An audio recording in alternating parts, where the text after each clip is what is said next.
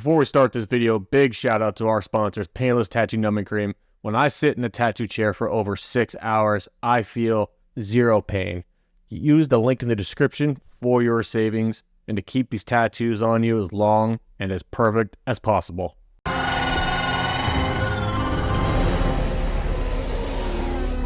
Let's have some Sunfyre. So, if you're anything like me, you loved House of the Dragon Season 1. It came with captivating characters, stories, and understandings of people we didn't think we would be able to connect with. But we did, regardless even if they were a one-eyed person alone. No offense, Prince, but we were able to understand these characters and get some great dialogue out of Season 1. Sure, Season 2 just wrapped up. It might not have been as good as Season 1, but there are certainly things that can be appreciated about it. But collectively, these characters are not the stars of House of the Dragon. Oh, but Mr. Sinister, what do you mean the characters are not the star of House of the Dragon? I don't know. Maybe say the title again. House of the Dragon. The dragons are the characters, my dear sinners. Let us take a deep dive into these glorious, beautiful creatures, shall we? Dreamfyre, we appreciate you, baby girl. Dreamfyre did not get a lot of screen time at all on some hot D action. She was always in the background for maybe just a few seconds at that, because the most of the time was focused on her rider, Princess Helena.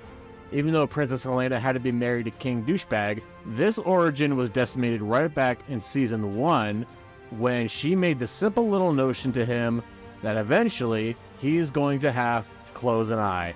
She predicted it, and then she ended up marrying the little twit. But she gets a dragon. Oh, and for everybody in the comment section that's going to say, oh, I would never ride a dragon called Dreamfyre. Oh, I would never do that. You get the chance to ride a dragon, you're going to take it. Shut up. Moving on. Now, as to how big Dreamfyre was, she's about 150 to 200 feet long. Still pretty freaking big for a dragon.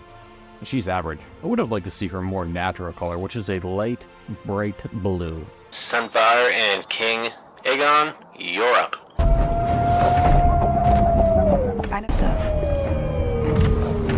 One thing you can't deny about Sunfyre, even of itself, even though her rider is a complete douchebag, the bond that they have is exceptional. Balerion, who sits the Iron Throne. And even though, unfortunately, she met her demise at the hands of Meleys, yes, I said the dragon has hands in episode 4, even when she got sliced open, her blood was enough to boil people. Naturally, getting toasted by Vhagar did not help at all either. She went down, and she went down hard. Unfortunately, only ashed and cooked remains were left. Speaking of cooked,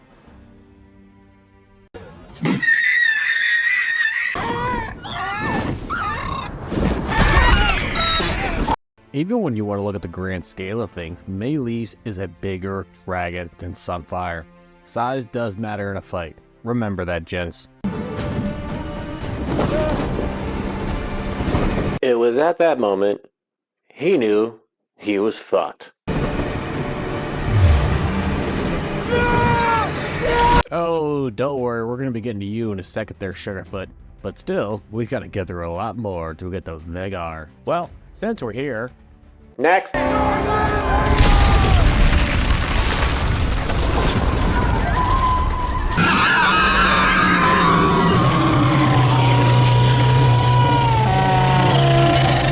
Meleys is a beautiful dragon, arguably one of Mr. Sinister's favorite.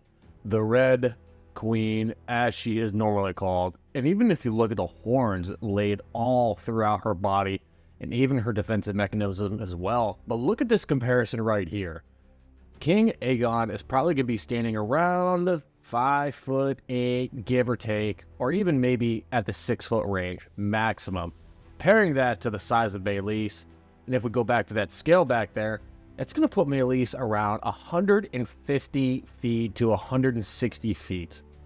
And if she's going to be going about 150 to about even 160 feet alone, this beauty is going to have some size. And even her wing spread is going to be around 250 to 260 feet. So, Mr. Sinister wants to address something quick. Written by Princess Rhaenys, the queen that never was.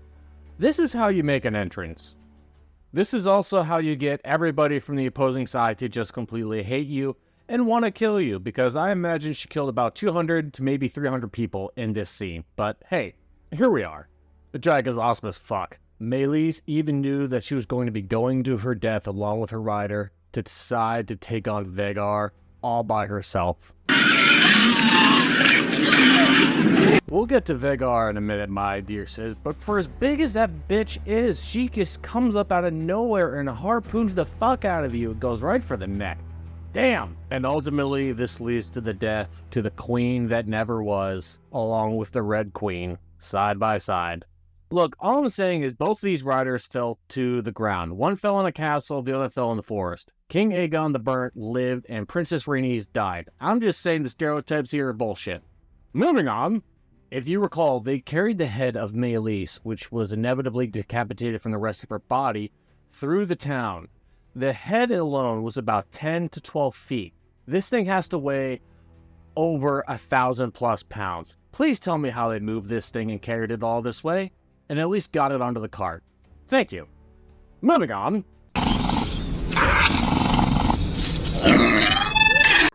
God, this one's gonna hurt. Arrax and Lucerys, you are ready to go. It's hard to even make the comparison when we look at this picture right here. Arrax's wingspan is only going to be between 70 and 80 feet. He's a little guy, and especially when you put him up to the biggest dragon above him, which was a phenomenal scene, you are going to be a toothpick to Vhagar. And that's exactly what happened. Exhibit A. In the arms of the angel. Spoiler alert, Arrax didn't fly away, but he did become an angel. It's hard to even completely fathom when you look at Arrax, who yes, is a smaller dragon, but fits its entire midsection in Vhagar's mouth. Mr. Sinister would like to give a brief public safety announcement. I do not encourage dragon-on-dragon hate crimes, and no dragons were harmed in the making of this video. Well, okay. Well, except Arrax, Dreamfyre, and Meleys. Other than that, no dragons were harmed in the making of this video. Moving on! As Mr. Sinister stated before, Arrax is a little fella. He's only going to be about 15 years old here, which honestly makes sense why Lucerys and him were around about the same age. Little dragons do not last long when you're at a dogfight, and unfortunately, he did not last long at all. That's what she said! Alright, my dear sinners, Matt Damon Targaryen, you're coming to the stage.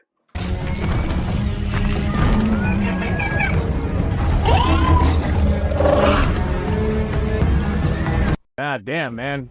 Matt Damon Targaryen, you know how to make a fucking entrance. Of course, Doctor Who knows how to do this shit. If you want to learn how to leave a cave riding a dragon looking like a badass, him leaving on Caraxes was absolutely incredible. This is one of by far the best characters. When you look at Caraxes in and of itself, of course, the creature looks completely massive when you have Doctor Who riding on your back. The color, the scale, the way the tails even fin on Caraxes is by far one of Mr. Sinister's favorite. But, as we all use Vhagar as comparison, let's take a look at the size, shall we? Caraxes is a brute of a dragon. We've seen what it's capable of. However, we look at the length collectively of Caraxes' tail. They are going to be a little bit larger than others. And no, we're not going to be looking at Vhagar just yet. Just calm down. Caraxes has some size to him, so we're going to put Caraxes around 170 feet. Tip to toe, tail to head, this is going to be a large dragon. And even the wingspan collectively of itself, we can put Caraxes' wingspan around 160 and 170 feet, by the comparison to Vhagar. I pledge fealty to them, and shall defend them against all enemies in good faith and without deceit. You can't even deny the aspect when you look at what a dragon like somebody like Prince Daemon would ride. It's absolutely Caraxes. They look, they blend, they are one. Caraxes is a simple, giant creature, my dear sinners. The red, the way it accents, and quite honestly, it just matches Daemon's personality. Vile, deceitful, and loyal. But then again, depending on who you are, my dear sinners, Caraxes is what's known as a glider-type dragon. It is large, yes, but it is not a large dragon in the means of width. It's a very skinny dragon. Look at the tail compared to others. It is a slim, slender dragon, which is why it's able to be as mobile and agile as it is. With the pros does come the cons. As slender as Caraxes is, if they get into a fight with a much bigger dragon and those teeth get sunken in, it could be very dangerous and deadly to Caraxes. Oh, and this scene myself, my dear sinners, I just enjoyed this. I wonder how this is going to go. So the options were either you can join my rusty band of pirates and disavow yourself to King Aegon and serve me instead. Well, yeah.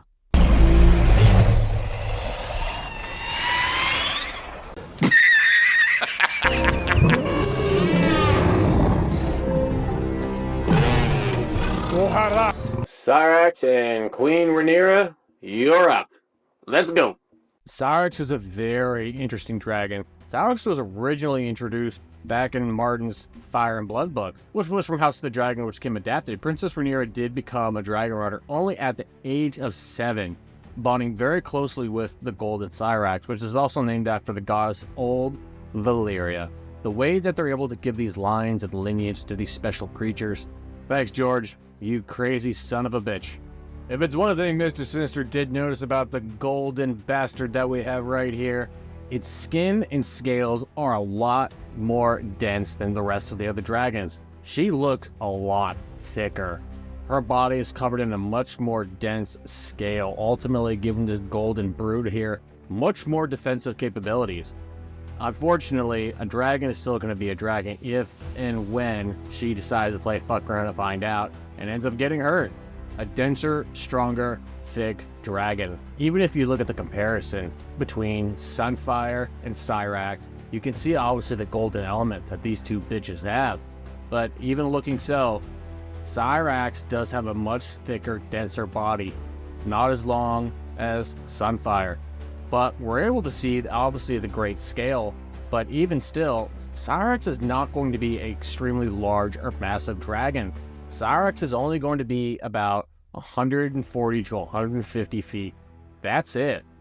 Even though when you look at the scale and you think, why is the queen only on a small, thicker, denser dragon compared to everyone else? She's the queen. She is not going to be engaging in any, if not any little parts of a battle. She's just not. She has her ceremonial duties, but if she's got to knuckle up and kick some ass, she can. But her dragon is not going to be well equipped for battle. The queen is not always meant to fight, or at all. But also, when the queen wants to go, when she had to get Daemon from Harrenhal because he wouldn't fucking leave the island, she geared up and she went out. And they can't stop her. It's one thing I've talked about before that I've always noticed and that I honestly have taken a strong liking to. It's the bond that these riders have with their dragons. It's a connection that is anything that other people can't realize or understand. They feel their rider's pain. And if you see the image above, you know what I'm talking about. Oh.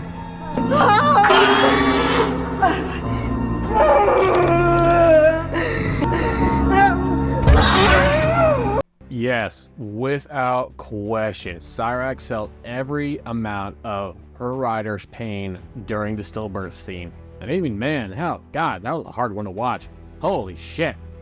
The bond that they have is truly exceptional, and I will say this, and this is just my personal fucking opinion because I can have it, who cares?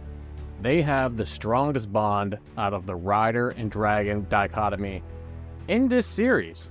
Given the fact that everything the queen went through as a young child, back and forth, up and down, depression here, depression there, not being the queen, then being the queen, having the title taken from her, and even everything now, losing her child and her son, the bond that they have, her and Syrax, is truly exceptional, and I will say, it's got to be the strongest. Oh, you dear sinners, you are still here? Well, Mr. Sinister thanks you. We're not even halfway done here going through all these dragons. This is something I love doing to these beautiful fucks. Do me a favor and let me know in the comment section below. Who is your favorite dragon? What do you think? Do you think your personality would match your dragon? Let me know in the comment section below. Moving on.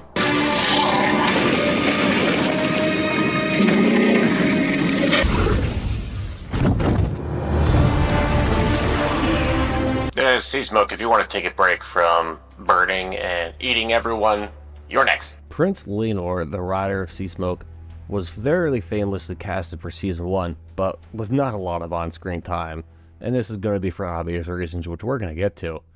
He became the rider of Seasmoke at the age of 15, when he was still and always was the son of King Corlys, the Sea Snake himself, which ironically was one of the few children that we actually do know about, only able to focus on very little things, such as his fake marriage to Queen Rhaenyra, and obviously, if you know, you know, that didn't work out.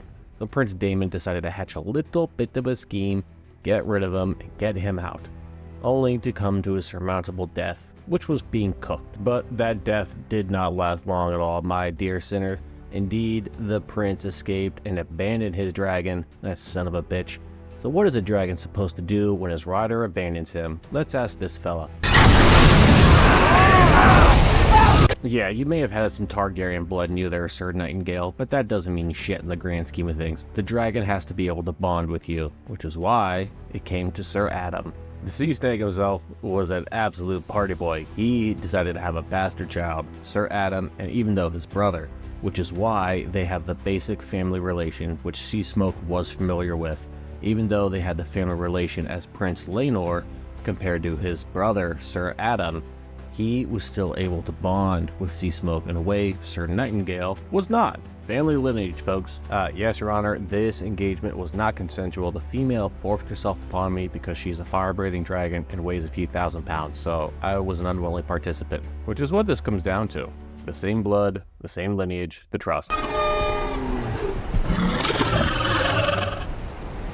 Look, I'm not saying they're not talking a little shit to each other right now, dragon to dragon, muster to muster, but even when we look at the size comparison of these two dragons right here, Seasmoke is much bigger than Syrax. There is a gradient size difference. Even when we look at the wingspan on Seasmoke alone, it's going to be well over 240 feet, and that's probably going to put Seasmoke around 170 feet. He's a big fucking dragon.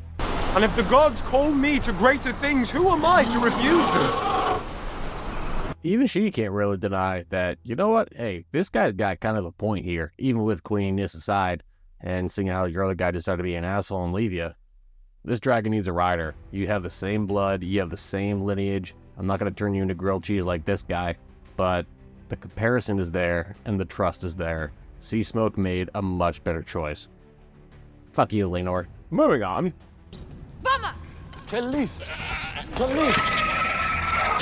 Vermax and Jacaerys, you are up. Jacaerys Balerion riding Vermax is one of the more interesting dragons. Even when we get to see him as he's known as the Green Glory, is a very beautiful dragon. Quite honestly, this guy just looks nasty as hell. Quite honestly also, look, how can we blame him though? Little Dragon did not get a lot of screen time, but he was packing quite a bit of fury. Even when you look at him and his brother, the riders, both were young, but still given a great amount of responsibility.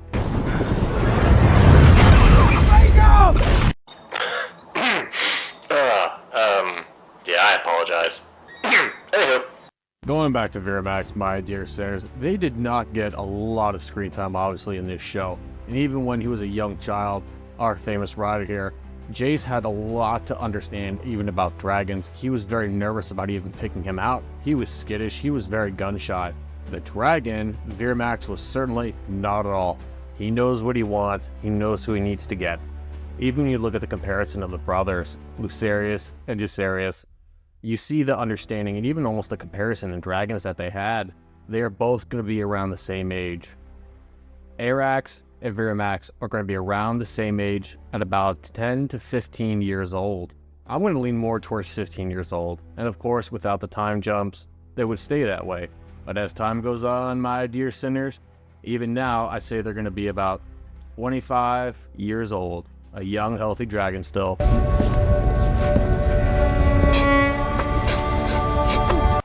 Oh, Mr. Sinister, I thought you said you were going to talk about the dragons, not the riders. Oh, I thought you were supposed to focus on the dragon. Hey, look, there's a lot of point behind this, and I think this is what makes Jace a phenomenal dragon rider. Pay attention.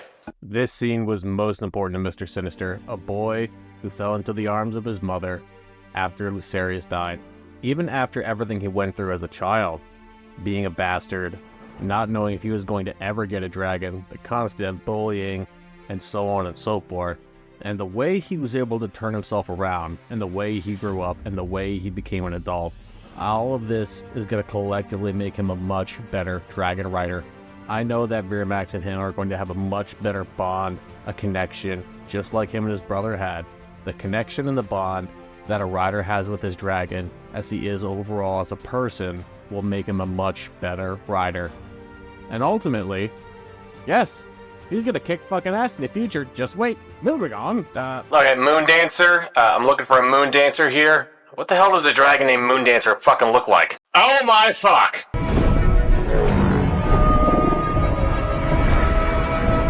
Jesus fuck, Mary and Chris. When you look at this thing, do you think it should be named Moondancer? Come on, George. You know how to name dragons better than this.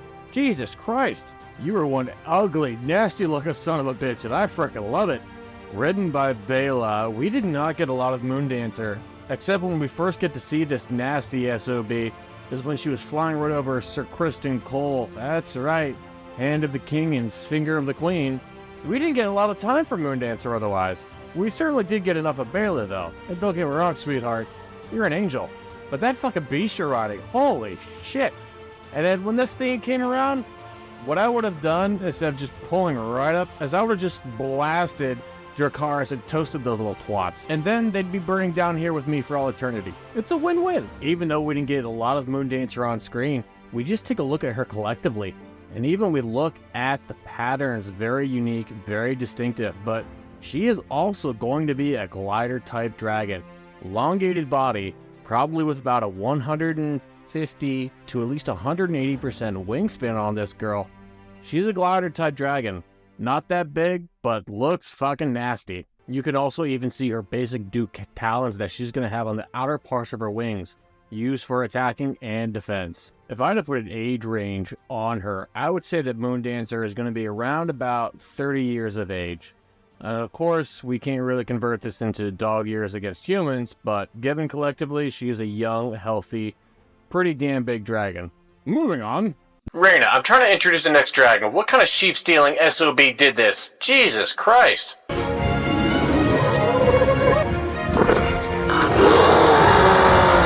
And you have no manners. You even talk with your mouth full, and then lose the damn thing. Oh my god. Good names are even harder to find nowadays. Reyna found Sheepstealer as she's been gallivanting through the land of Westeros for quite some time. Even though she was having her little love affairs with Jace, she was still preoccupied, and quite honestly, she probably just needed something to pass the time.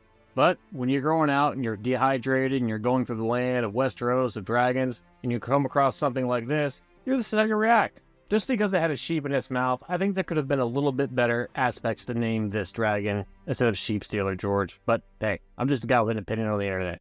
But look at Sheepstealer. This looks like they are built for fucking battle. The skin tone, the definition, even the way its gills turn underneath the wings. This beautiful, nasty son of a bitch just looks incredible. I gotta give it to him. It looks great. You dropped your food again. But even though you gotta understand, she's gonna have much apprehension about even going anywhere near dragons, because the last time her sister did, Vhagar, her own dragon, she told her to kill herself. And Vhagar listened to her rider. She did.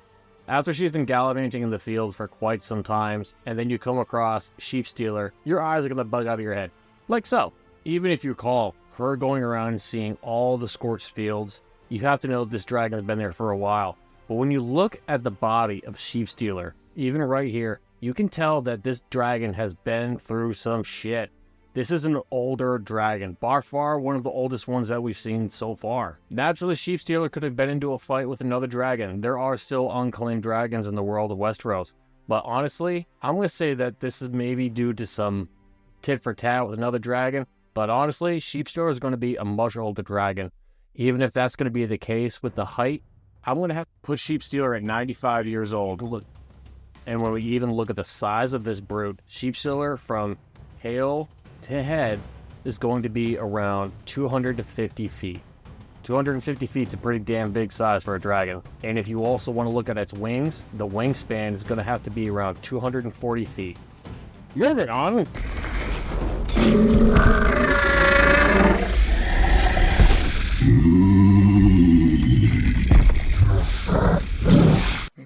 up next to the stage, Silverwing and, God, Ulf the White. Jesus. It's no stranger to anyone here, my dear sinners, that I did not like Ulf the White at all. He is annoying, arrogant, and quite honestly just a vile idiot. I have no idea why Silverwing picked this fucking ham sandwich. Silverwing is the dragon, which is who we're going to talk about.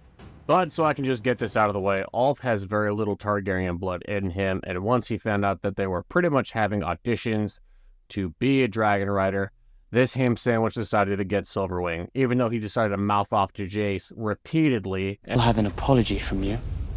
Oh, the young prince! And look at that hair. Yeah, no wonder why nobody likes you, Ulf, and do disrespect to the lineage of dragon riders. This is a big reason why I don't like this twit. But let's look at Silverwing. Look at the scale and look of this gem here. Naturally, when you have any human being compared next to a dragon, the size is going to be astronomical, but much like Syrax, Silverwing is a very dense, thick dragon. The scales on his body aren't even practically scaled. It's of a horn-shaped element that he's using, obviously, for the horns on his fucking head. It's placed all throughout his body. This dragon is built for combat. He is a walking fucking tank. And Mr. Sinister's gotta say, I just think he looks incredible. Obviously, you can't deny the silver aspect. But once Ulf decides to ride Silverwing for the first time, what's he decide to do? He'll piss off King Aemon, who drives and rides the biggest fucking dragon in all of Westeros. Not probably the smartest thing to do, but then again, this guy is a complete and utter idiot. Silverwing, yeah, just go ahead and give him another nudge there. It's alright, he'll survive it. Silverwing is a dense, thick dragon like I have already stated, and he's going to be one of the most terrifying. We have only seen very few glimpses of Silverwing thus far, but what we can expect from Silverwing to come is going to be much more interesting. I'm looking forward to this, and obviously just the way he looks, the aesthetic is undeniably incredible. Silverwing is just as big as Meleys. Now, my dear sinners, are we ready for the big leagues of the Hot D Dragons?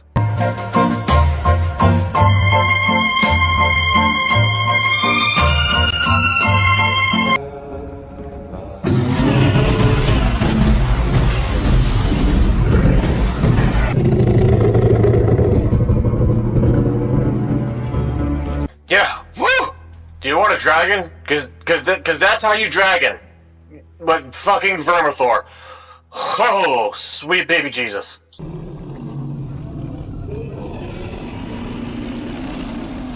Alas, my dear sinners, rewind with me.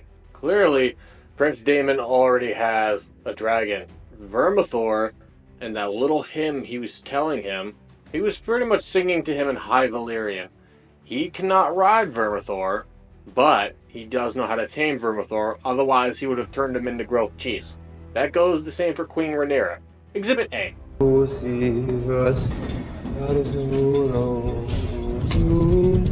And Exhibit B. Vermitus luciri.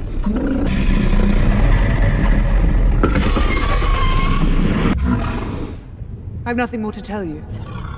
It must be the dragon who speaks. So, Reader's Digest version of what she's saying now, in order for Vermithor to even want you to be a rider, it has to like you. And, as we've seen in the past, if the dragon does not like you, they will let you know. And you know how they're going to do that. But it has to be someone of a certain bloodline of a Targaryen to ride Vermithor. So who's first? Wait.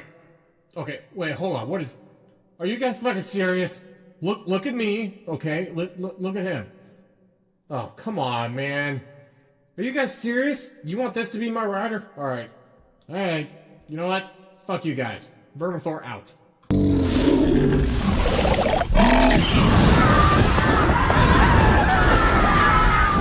Okay, you know what? I'm just gonna say what everyone's thinking. We all knew Vermithor was gonna torch this guy. I mean, come on. Let's just be honest here. We all knew it. Anyways, moving on. This is Hugh. Hugh is the only one who obviously saw everyone else being torched, did not run away. He showed his cojones. Obviously, Vermithor and every other dragon needs to see a certain amount of confidence when wanting to seek a rider. This is going to pique Vermithor's interest. Let's see.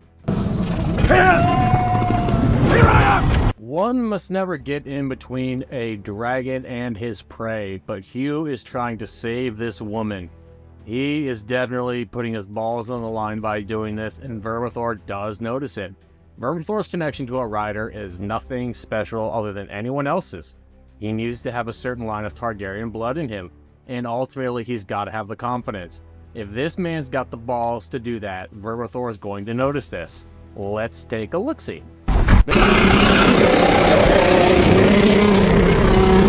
Yeah, no offense, fella, you wouldn't have done this.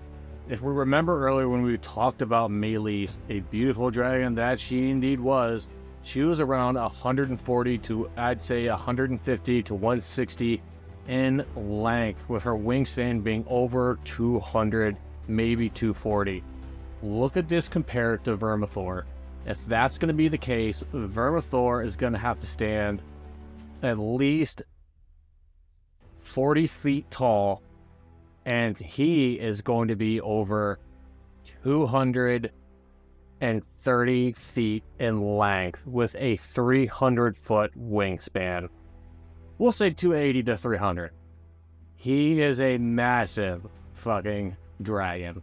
Okay, look, Mr. Sinister doesn't have access to a lot of technology burning in the underworld, so let me know if these calculations are or are not accurate. Who do you think the biggest dragon in the Hot D franchise is? Well, let me know in the comment section below.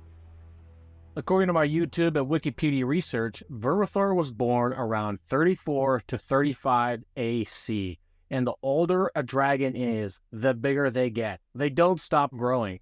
Think of it as a reptile, which honestly makes a lot of sense. And a huge shout out to Marvelous Videos for helping me along with some of the better data. I was close, but a little bit off. As we use the age-old comparison of Vhagar, who is, as it will stand, the oldest dragon that we have at this point, Vermithor is the second oldest, which means Vermithor is the second biggest. As of right now, Vhagar is the largest dragon in the world of Westeros, with Vermithor coming in at number 2. But that does not mean that Vhagar is the biggest dragon in history. There is one more dragon that was the biggest, and we have saved the biggest bastard for last. No. Did you think we were really going to overskip Vhagar, our Lord and Savior? No, my dear sinners. You're up.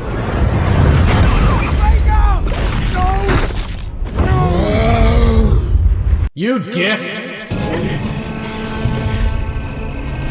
Even though Vhagar has been around for quite some time, which we're going to get into down the road, but King Aemon, or Prince Aemon as he's still now at this point, was not the original rider of Vhagar.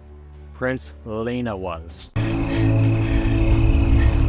Now, we can do a deep dive later down the road to who had Vhagar before Prince Laena, but this is back in Season 1 when she was married and having a child with Prince Daemon. Obviously, if you know, you know, there were some issues, but as big and nasty as Vhagar is, it still has a very passionate bond with its rider. And if you've seen this scene before, which I'm assuming you all have, you know what's coming.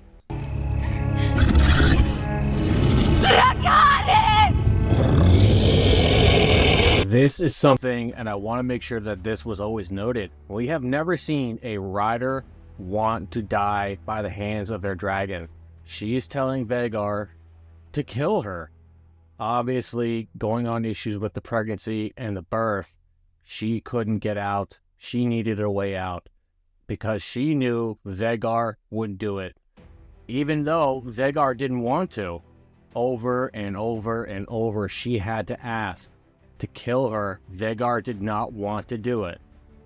But then...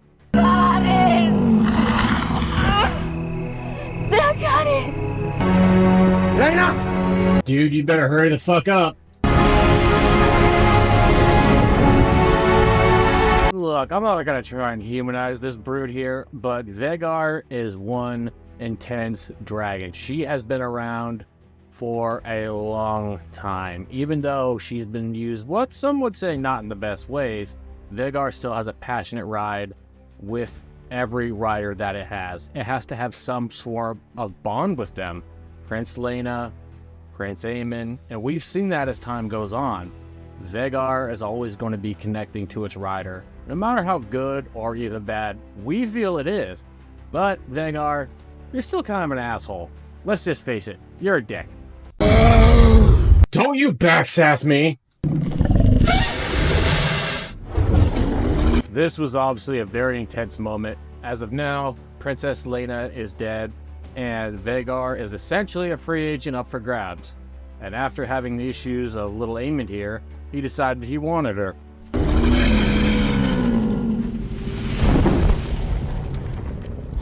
And if you know how everything goes, Vhagar obviously felt the connection with the little prince here and claimed him as her next rider. As time grew on, and even later in the episode, as he told his mother, "I may have lost an eye, but I gained a dragon." He gained the oldest and biggest dragon, only to date, as his dragon. And if we recall on the scene when Vhagar was last seen in the Bailey with Arrax and the little prince here, we knew what was going to happen.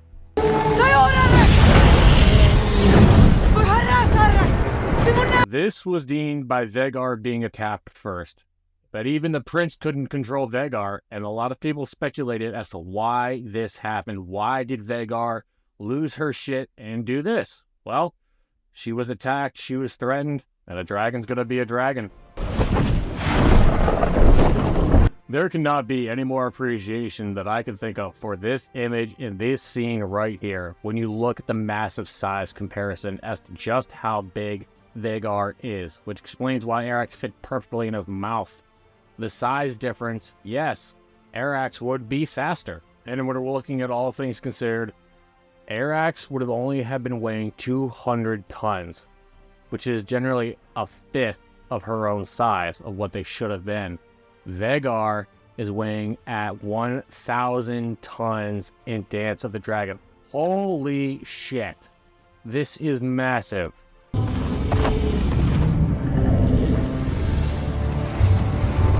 Vhagar, as big as she is, and as I stated earlier when talking about Vermithor, the older they are, the bigger they can get. And as old as Vhagar is, which is what we'll get into next, Vhagar is 150 meters long. 150 meters long, converted into feet, is 492 feet long. 492 feet.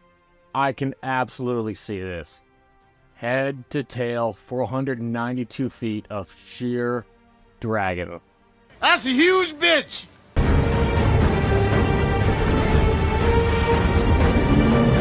This is a very easy thing to understand, my dear sinners. Vhagar is 182 years old.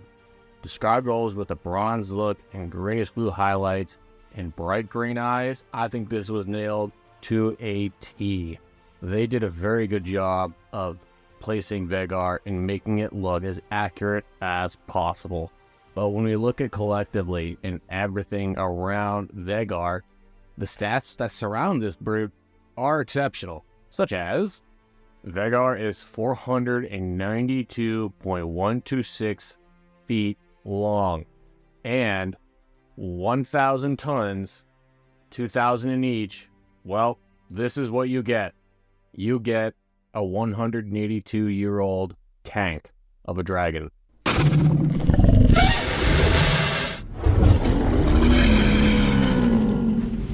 Vhagar is the biggest dragon that is currently alive. Vhagar is not the biggest dragon to have ever lived.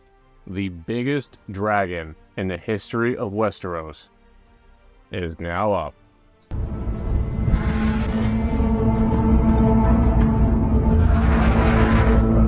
Balerion the Black Dread.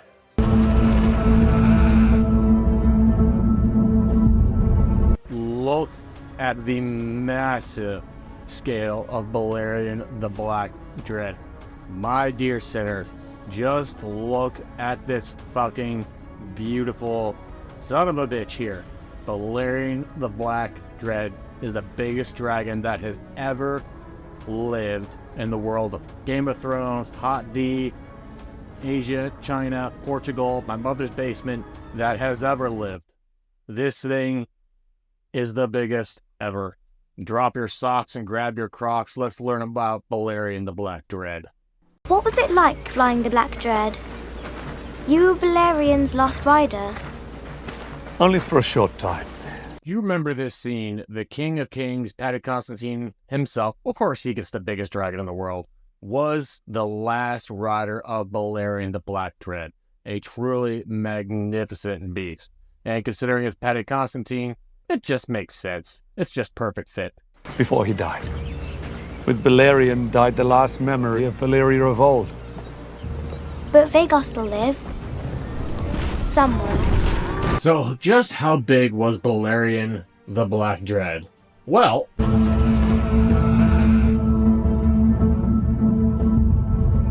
we have seen the smallest and the largest beast, my dear sinners, even compared to Vhagar.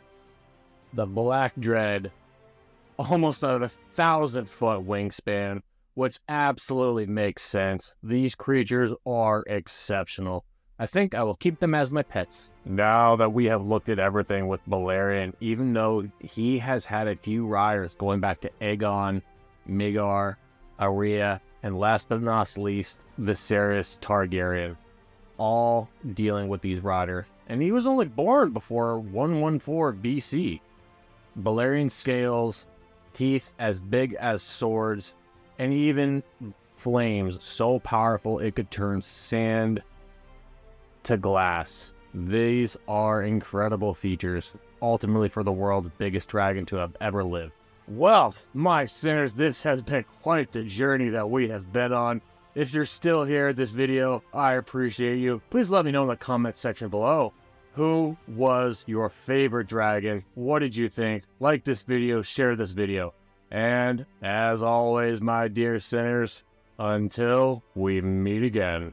But before I go,